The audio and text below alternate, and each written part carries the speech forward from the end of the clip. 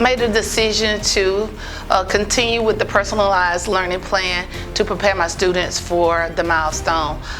We have 4 domains that we're focusing on, and I set it up in a pathway that they could go remediate as well as accelerate to prepare them for the test. Pre-test that's done, and the students understand we start with a pre-test here, and depending on how many questions will determine if they have passed it or not, or if they have to remediate. So this is guided, and one thing that is helpful is making sure that they read. A lot of times students don't like to read, so I've given them enough information to guide them along without really just asking any questions. But everything begins with a pre-test, and the pre-test determines if they have to go and remediate or if they can move on to a different section here.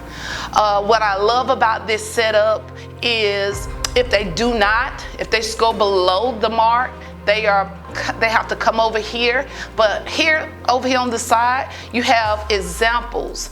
I give them examples of how to do it.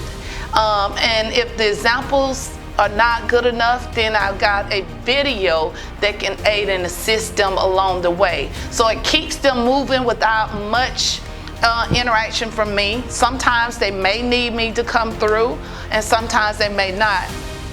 After going through the examples, then they have these different worksheets. I give them 4 different worksheets to work on. To me, with anything you teach, it's always ongoing, and I never get complacent with just one way. I'm always looking to see how can I better serve my students. Every concept, there are misconceptions, and with those misconceptions, I'm looking to see how can I reach that particular student. But you gotta know your students, and you gotta know what gets them involved. You gotta know how to reach them, the bottom line. So I use the more rigor ways for those that can actually do it and understands and loves the challenge. But then for those that just cannot grasp the concept that way, I do make sure I present them with something that they can use and also be successful. All right, and so for the people that are viewing this, fun fact, well, if you didn't know, Coach Whitehead is also our girls' head basketball coach. Yes. And they went to the Final Four, and up under Coach Whitehead's guidance and leadership, and she just spoke about having the kids believe they was able to achieve great things. Yes. And get to the Final Four. But she Yes. takes that same energy, Yes. attitude, and engagement, and she brings it into the classroom with the Yes. students. So how has coaching help you kind of develop your classroom mentality and develop the type of relationships that you have with the kids in the class? Keeping it, my energy is so important, and my energy on the court is one thing, but I allow the data to help guide us in the right direction. And because they have witnessed the success of the girls, and knowing that the girls had to follow my plan to get there, they know now that it's very important that they use what I've taught them throughout the entire school year to make sure that they become successful on the milestone. Believe it or not, I have some students say, I've never passed the milestone. I never passed the milestone, so what makes you think I can pass it now? I said, trust, if you believe in Coach Whitehead, you'll pass the test. It's a strategy game.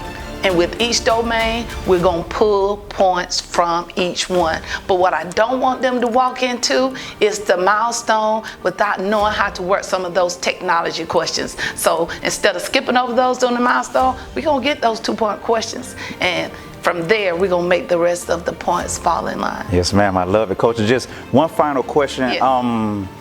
If you had to give some pointers or some tips to some teachers, some new teachers or some teachers that's kind of like struggling or kind of not happy about the results that they're currently getting, like what points would you give to like a new teacher or a teacher that just wants to see greater results? And that's the key. If you want to see greater results, you always look for something different to do. When I say different, I mean, I cannot think that my way of doing it is the dead end. I've got to reach out to others to see how can I make that happen. And with that, it could be conferences with your students one-on-one. It can be after school sessions with your students. It can be a variety of things so that they can make sure that they reach. You gotta just show you care.